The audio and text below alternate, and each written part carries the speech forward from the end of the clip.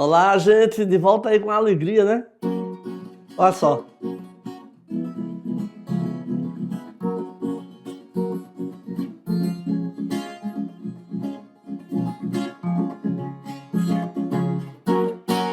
Arte é tão legal, arte é tão legal. Você vê diferente, o que parece igual. Vamos para a revisão, que você ficou de recuperação e não era para ficar não, né? Vamos lá, vamos começar com a nossa revisão. Que pena que você não ficou de butuca, como a gente diz lá no interior, não pegou aí. E aí você tem que passar de novo por todos esses conteúdos que a gente já viu, mas você, o que foi que houve, gente? O que foi que houve, hein? Por que você, logo você, tem que fazer a recuperação, que você não conseguiu se sair bem lá na sua avaliação, já era para tirar de letra, gente? Então vamos ver aqui, preste atenção dessa vez, por favor, né? Que a gente vai falar aqui da aula 16 sobre arte indígena, sobre a arte popular, sobre continuação, mais coisas da arte popular e a história do teatro. É fácil, gente, tranquilo. Olha aqui o botocudo aqui, ó. Né? Uma tradição aí que está se extinguindo, né? Está se acabando aí, né? Esse uso aqui, ó. Né, gente? Segundo o próprio Raoni, né? E vamos ver também alguns artistas indígenas aí da Amazônia. O Brasil é celeiro, né? Então vamos lá. Antes de mais nada, é bom saber que tem uma coisa assim muito de trabalhar com os objetos, né? A considerar assim mais importante a utilidade do que a própria beleza. Mas com certeza não há um descuido, porque os objetos são feitos, confeccionados, vamos usar esse termo aí, com diferentes finalidades, pode ser considerado criação artística, porque, além disso, são objetos cuja beleza resulta de sua perfeita realização, né? Não só é um objeto perfeitamente feito, como também tem a sua utilidade aí realmente comprovada. Então, um outro aspecto da arte indígena é que ela apresenta mais as tradições da sua comunidade do que quem a fez. Não existe, assim, tanto um destaque para o artista, mas isso aí vem se transformando e nós temos, sim, várias representatividades entre os artistas da arte indígena.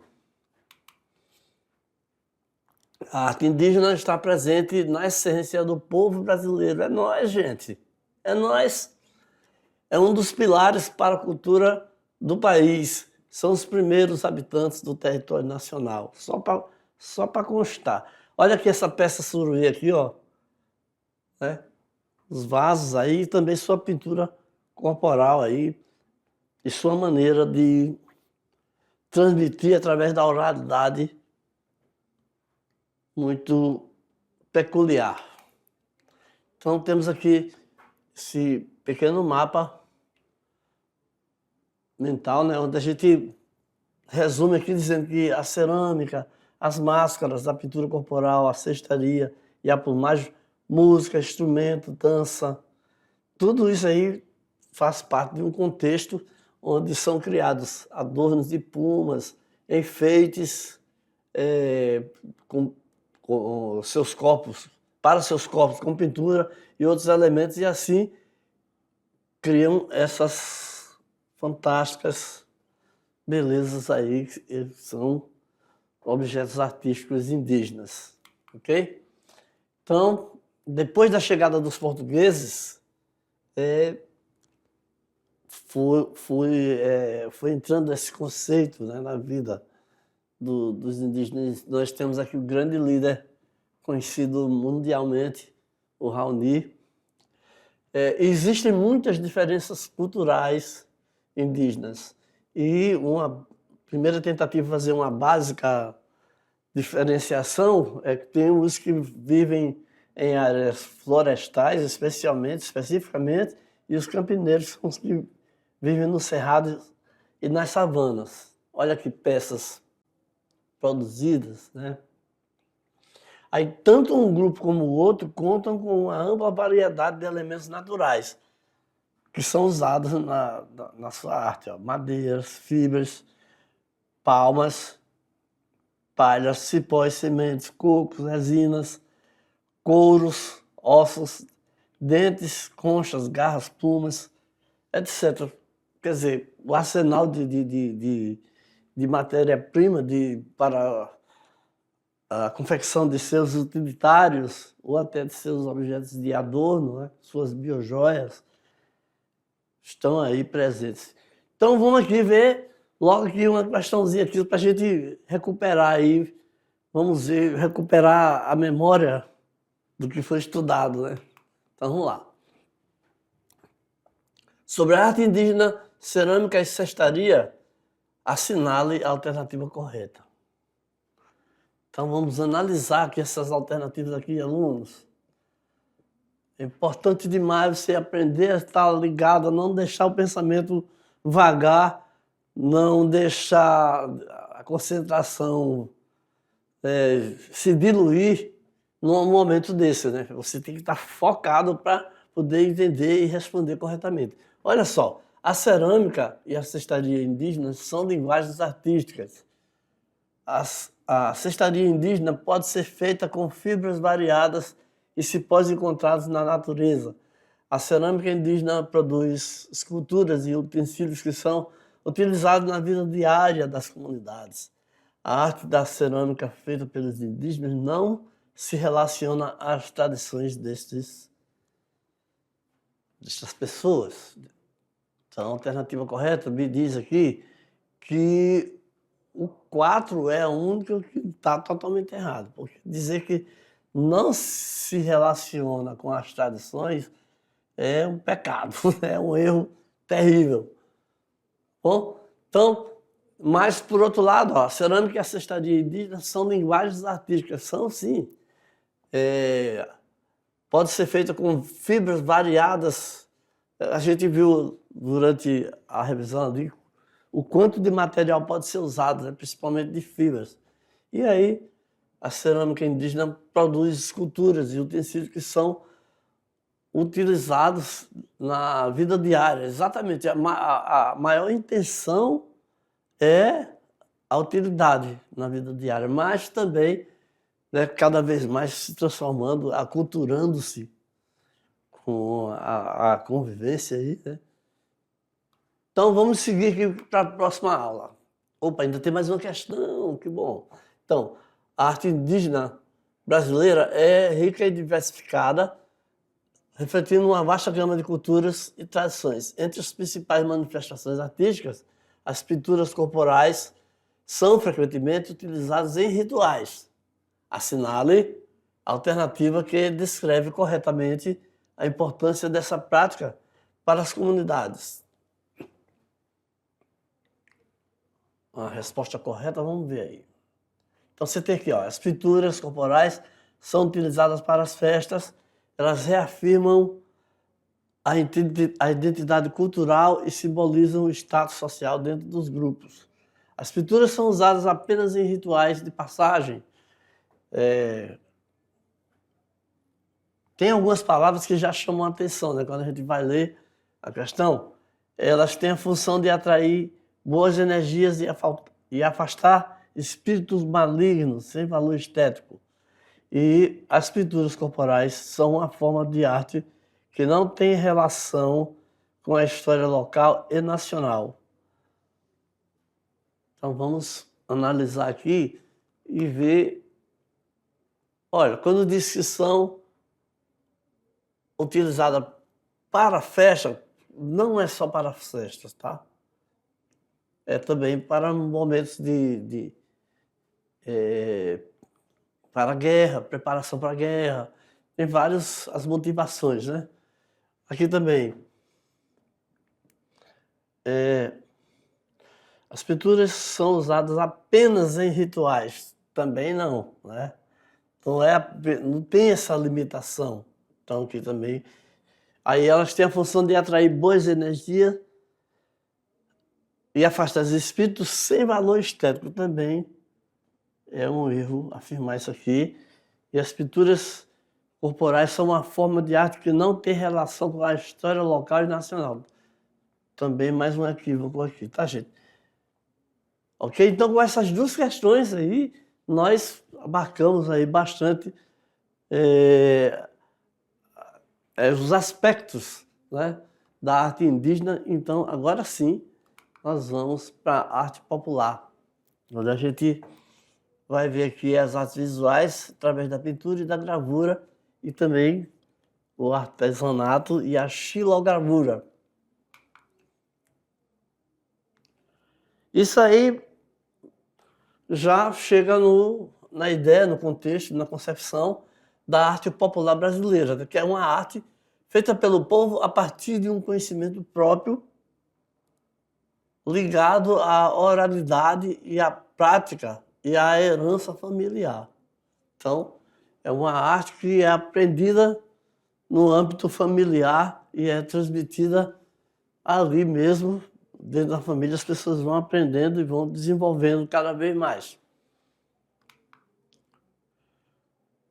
Bom, então, estamos vendo aqui o exemplo aqui de uma pintura feita pela Maria Auxiliadora da Silva, onde você tem a representação da capoeira, onde ela mostra no seu quadro aí as pessoas dançando capoeira. Nós sabemos que a capoeira era não só uma dança, como também uma espécie de ritual, onde se via também como luta, como defesa, né? E os instrumentos peculiares usados, né? Você vê aqui o birimbau, né? Vê aqui o atabaque, ou o tambor, você vê também as maracas e o estilo de dança, né? Em que um fica de frente para o outro e aí vai jogando, né? Chama jogar capoeira.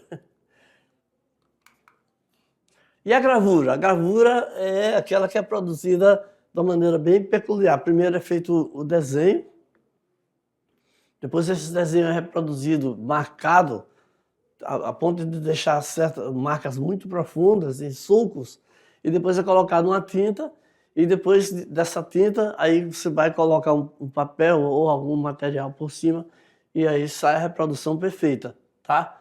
Então, e os temas aqui, você está vendo aqui, o Forró dos Bichos aqui do J. Borges, e a sua professora, né, mostrando que a educação é a base de tudo, né? Então, são dois momentos aqui que a imaginação e a criatividade chegam fortes. Agora, nós vamos ver aqui na hora de recuperar. Tem alguma dúvida? Vamos verificar. Vamos lá. Questão de número 3, tá? Na primeira a gente teve duas questões, agora a gente já está na terceira aqui, tá? O artesanato é definido pelo Conselho Mundial de Artesanato como... Aí vamos analisar aqui. Criação artística feita por meio de técnicas de escolas de arte.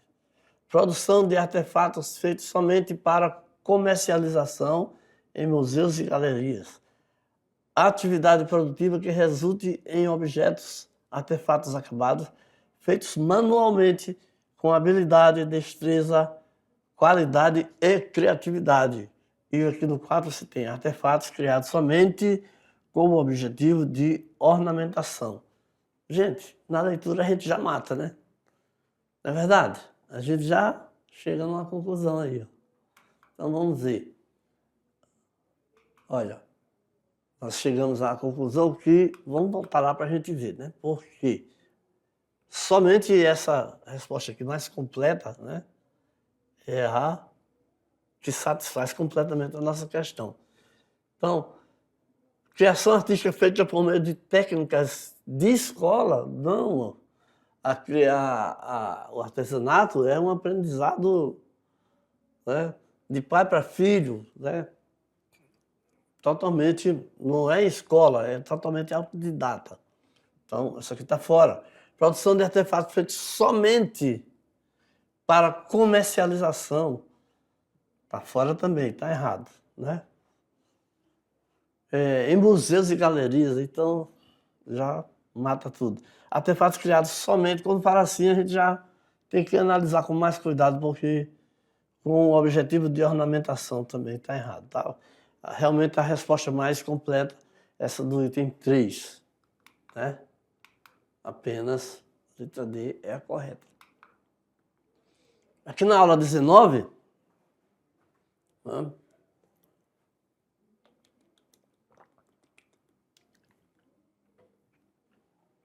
Preste atenção dessa vez, hein? Quando a gente vê aqui sobre artes visuais, mais um pouquinho sobre pintura e gravura, né? Vamos lá. Vamos desenvolver mais um pouco esse tema aí. Quando a gente entra com o folclore, né? Que o folclore é o conjunto das criações culturais de uma comunidade e é baseado nas tradições expressas, individual ou coletivamente, representativo de sua identidade social. O que é o folclore, então? É a aceitação coletiva, a tradicionalidade, a dinamicidade e a funcionalidade. Tudo isso aí são as características fortes da arte do povo. Né? E as danças folclóricas são caracterizadas por um conjunto de danças sociais peculiares de cada estado brasileiro, oriundas de antigos rituais mágicos e religiosos. E as suas funções? Comemoração de datas religiosas, homenagens, agradecimentos, saudações às forças espirituais. E as danças folclóricas? Bumba Meu Boi, samba de roda, frevo, maracatu, carimbó, catira, chachado, chula, siriri, quadrilha e muito mais. Né? Às vezes numa região tem mais de um tipo de manifestação, assim, de dança, né? Que estudiosos como Heitor Villa-Lobos, nosso grande herói da música, que levou para o mundo toda essa tradicionalidade aí através da sua orquestração. E as músicas folclóricas? Falei em música, então vamos lá. São canções populares tradicionais que fazem parte da sabedoria popular. Também são transmitidas pela tradição oral e, na maioria das vezes, seu autor já foi esquecido ou nem mesmo chegou a ser conhecido. Ok? Então, agora a gente vai fazer a nossa revisãozinha aqui. Vamos fazer aqui a nossa questão aqui, né? Vamos lá. Questão 4, você tem o seguinte: sobre a dança folclórica, analise as acessões e marque a alternativa correta. Você tem que a comemoração de datas religiosas, homenagens, agradecimentos, saudações às forças espirituais, danças sociais peculiares de cada estado brasileiro. Então, essa aqui está bem fácil, né, gente? Muito fácil. Todas as 3 estão corretas. Né? Tudo isso aí faz parte da dança folclórica, né? Da característica da dança folclórica. E aqui, na história do teatro, vamos dizer aqui que o teatro renascentista foi aquele produzido durante o período do Renascimento, que teve início no século XV. Diferente do teatro medieval, possuía um caráter mais religioso. O teatro renascentista apostou no teatro popular de caráter cômico e burlesco. Burlesco é popularzão mesmo, né? E na exploração de temas variados. E o teatro moderno entra o barroco com a sua sofisticação, com a sua modernização, onde ele divide a obra em 3 atos, rompe com a unidade de ação, em vez de ser um momento só do começo ao fim, faz uma divisãozinha ali, primeiro ato, segundo ato, terceiro ato. Aí entra a mistura do trágico com o cômico, né? Momentos de sofrimento, momentos de alegria. e a ruptura das unidades clássicas de tempo e lugar, e a composição passa a ser em verso, ok? E o teatro brasileiro, o que acontece? Nós temos aqui essas características aqui, ó. Catequização dos indígenas, características do teatro de catequese, transmitir ensinamentos católicos, valorização do propósito bíblico, locais de apresentação acessíveis como escolas, espaços públicos, lazer e ruas, mistura de elementos da cultura indígena com a música e a dança. E o teatro realista surge em 1855, deixando para trás os dramalhões, expondo conflitos sociais da época. E em 1943 vem o Nelson Rodrigues com o Choque Total, com a sua peça falando tudo e mais um pouco, sob a direção do Ziembinski. E aí, óbvio, escandalizou a sociedade conservadora brasileira, ok? Vamos ver aqui uma questão aqui para a gente só ficar no grau aqui para recuperar. No que se refere ao objetivo do teatro no Brasil, na era colonial, está correto o que se afirma. Catequização dos indígenas, transmitir ensinamentos católicos, valorização do propósito bíblico, locais de apresentação somente no espaço do teatro. Então, mais uma vez, a gente vê que o 4 aqui é o que está fora, porque não era somente no espaço do teatro, era em locais públicos de acessibilidade, ok? Então, tomara que dessa vez, chegando aqui às nossas referências, terminamos com a nossa aula, tomara que dessa vez você acerte o passo aí, tá bom? Valeu, gente! Tchau!